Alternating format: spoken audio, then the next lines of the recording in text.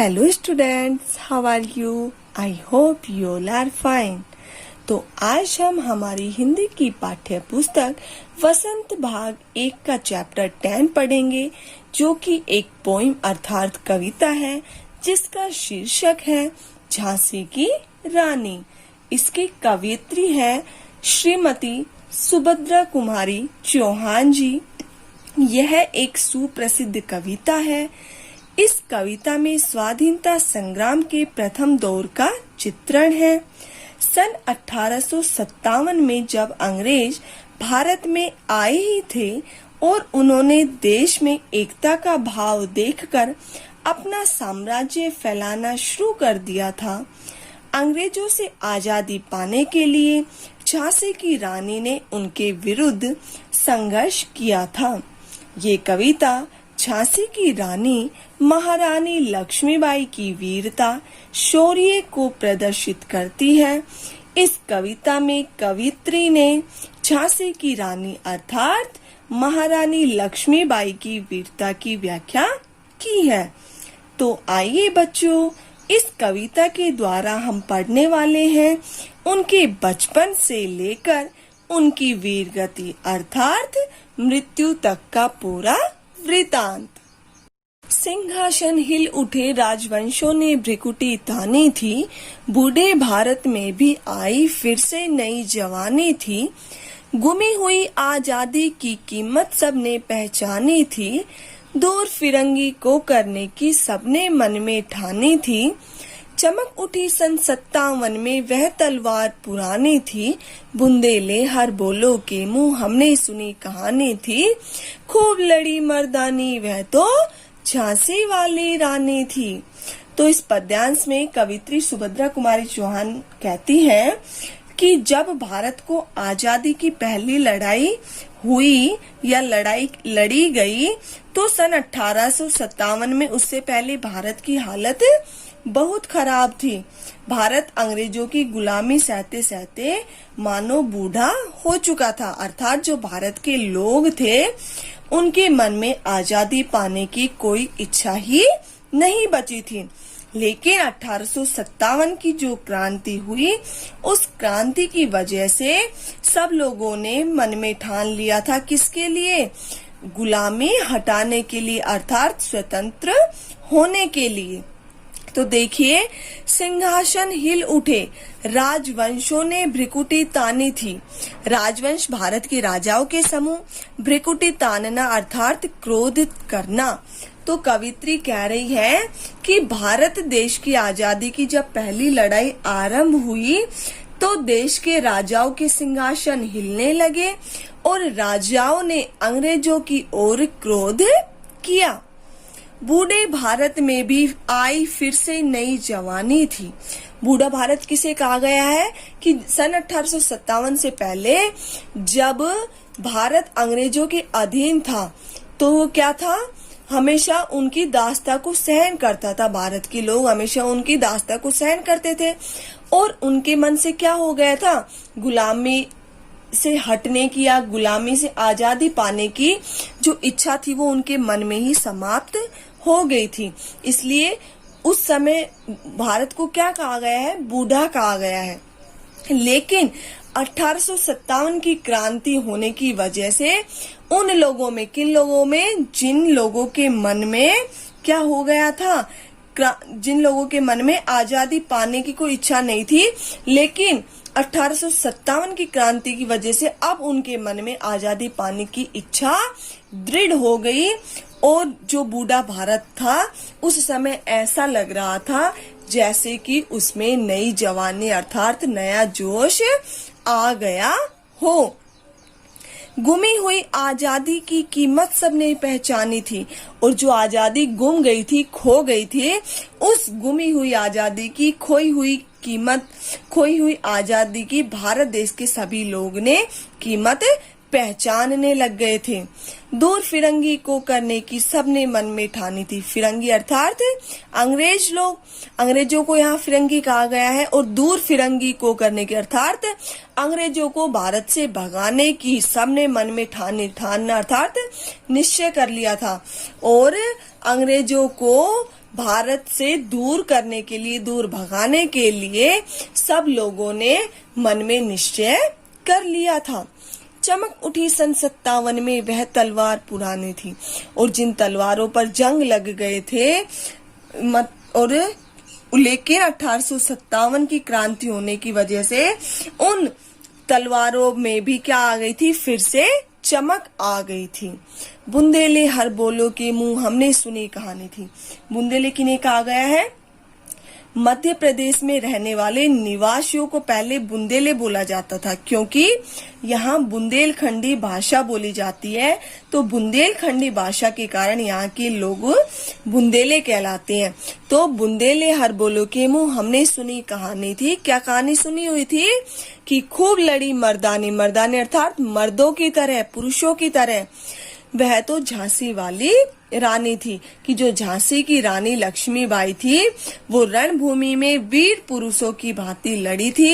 यही रानी की वीरता की कहानी हमने बुंदेलखंड के हर बोलों से सुनी थी। कानपुर के नाना की मुंह बोली बहन छबीली थी, लक्ष्मीबाई नाम पिता की वह संतान अकेली थी।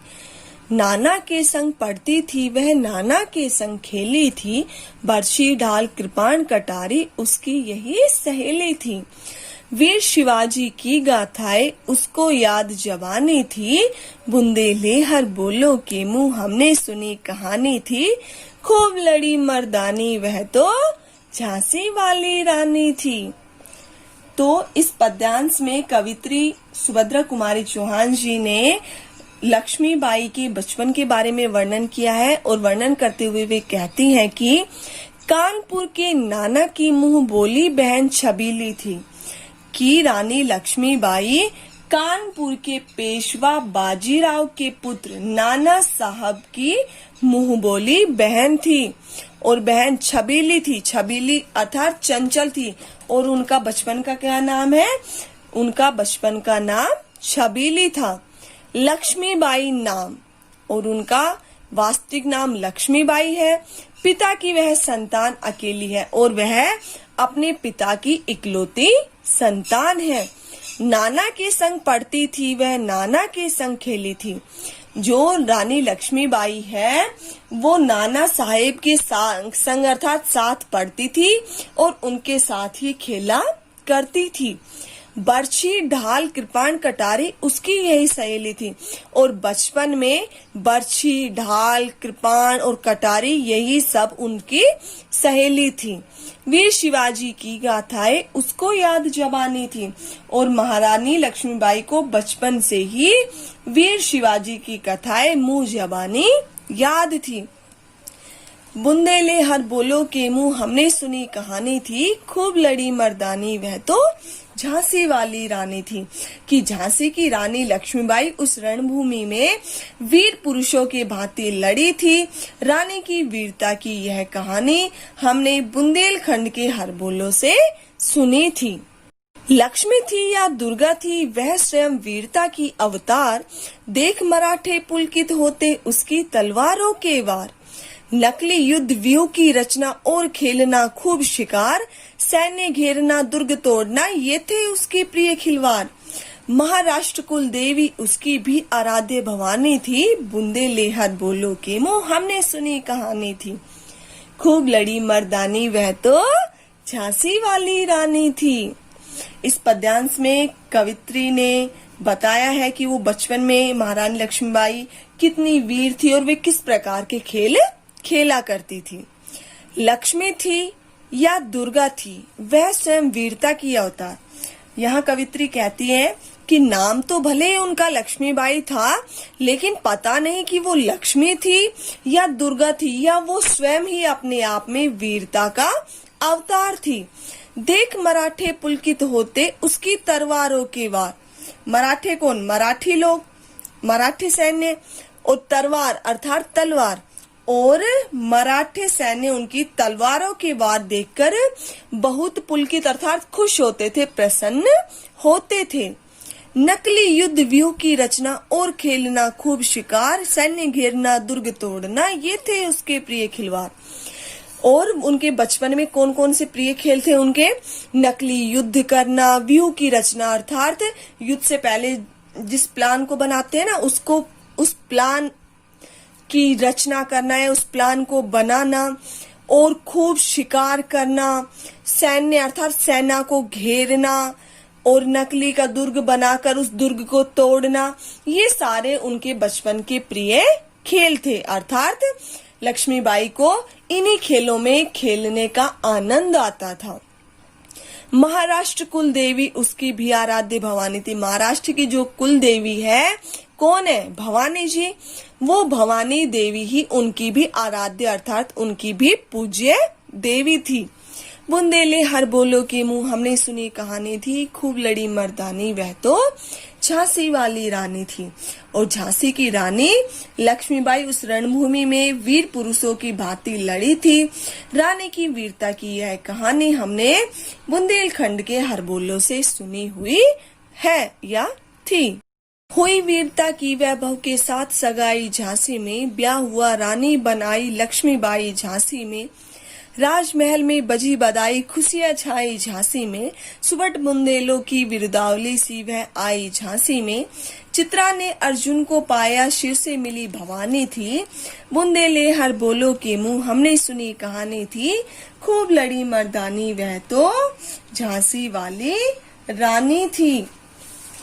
तो इस पद्यांश में कवियत्री सुभद्रा कुमारी चौहान ने उनके विवाह के बारे में बताया है कि जब उनका विवाह झांसी के महाराज राव गंगाधर के साथ होता है तो उसका वर्णन इस पद्यांश में किया है।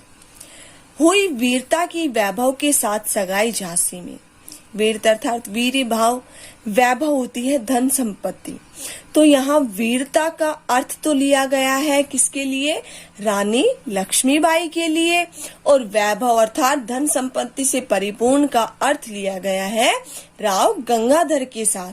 तो यहाँ वीरता तो लक्ष्मीबाई के लिए कहा गया है और वैभव राव गंगाधर के लिए। तो कवित्री सुभद्रा कुमारी चौहान जी कह रही हैं कि हुई वीरता की वैभव के साथ सगाई झांसी में, कि वीरता की अवतार लक्ष्मीबाई की सगाई धन संपत्ति से परिपूर्ण राव गंगाधर के साथ सगाई हो गई। कहाँ? वो भी झांसी में। राव गंगाधर कहाँ के महाराज थे? झांसी के।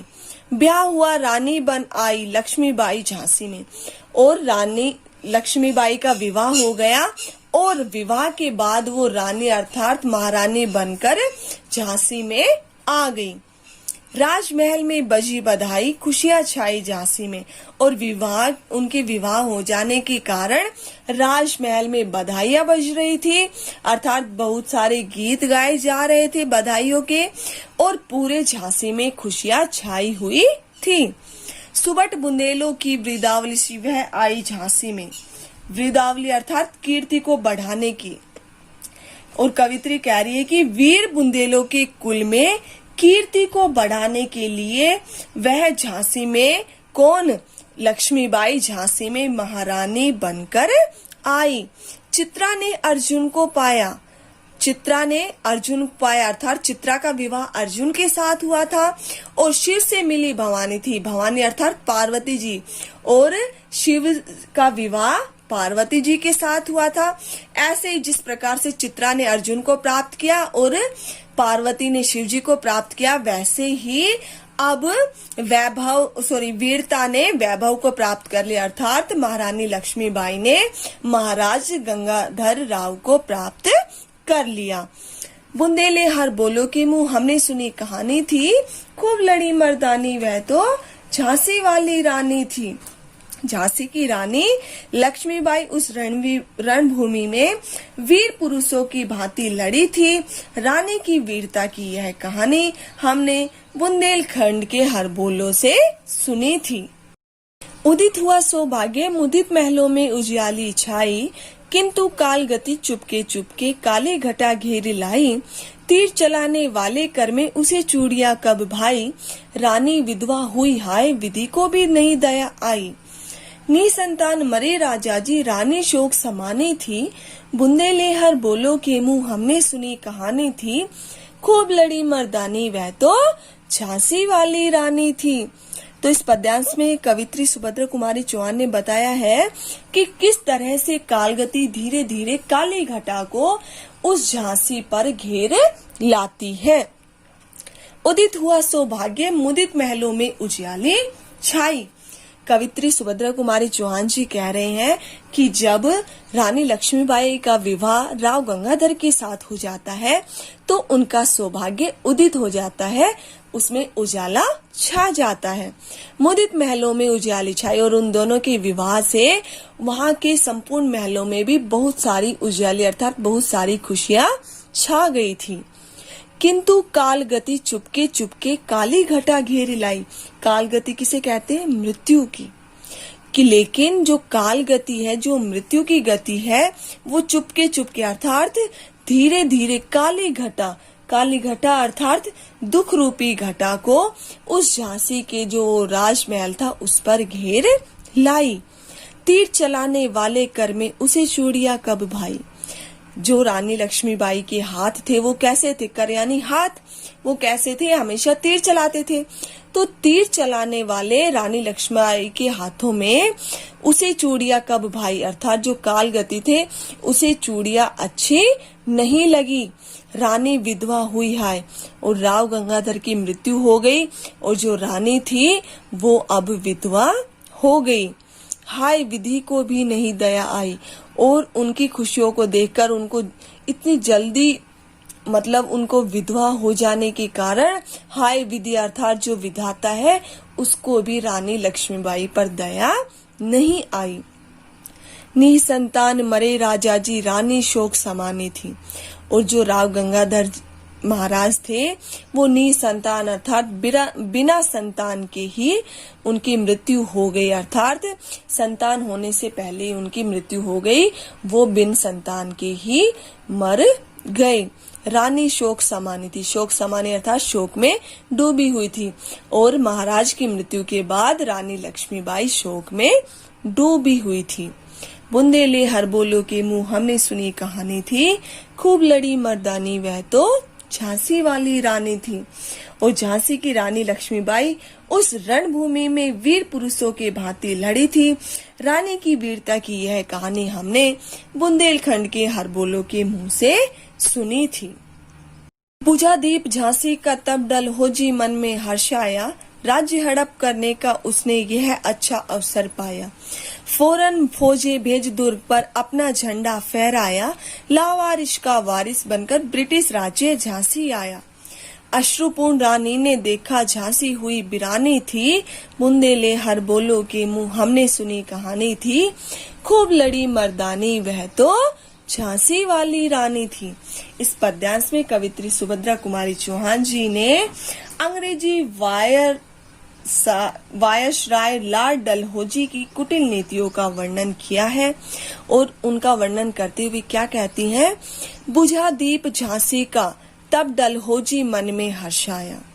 कि जब बुझा दीप झांसी का अर्थात जब राव गंगाधर की मृत्यु हो गई थी तब जो झांसी का दीप अर्थात जो झांसी के महाराज राव गंगाधर थे उनकी मृत्यु हो गई थी, तब डलहौजी मन में हर्षाया अर्थात प्रसन्न हुआ।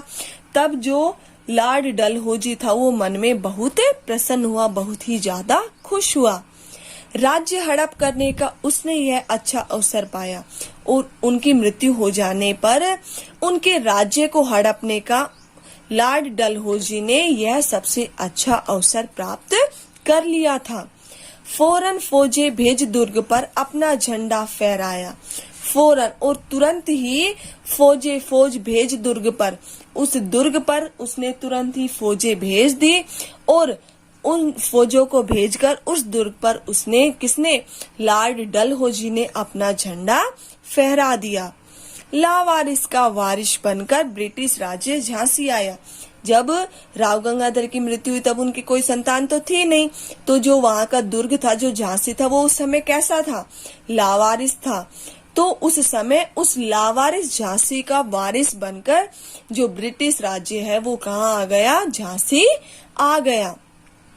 अश्रुपूर्ण रानी ने देखा झांसी हुई वीरानी थी। अश्रुपूर्ण अर्थात आंसुओं से भरी हुई विधवा महारानी लक्ष्मीबाई ने देखा कि महाराज की मृत्यु के बाद जो झांसी है वो वीरान हो चुकी थी और अंग्रेजों ने उस पर अपना अधिकार कर लिया था। बुंदेले हर बोलो के मुंह हमने सुनी कहानी थी, खूब लड़ी मर्दानी वह तो झांसी वाली रानी थी।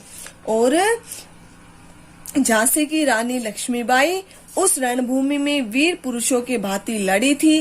रानी की वीरता की यह कहानी हमने बुंदेलखंड के हर बोलो से सुनी थी।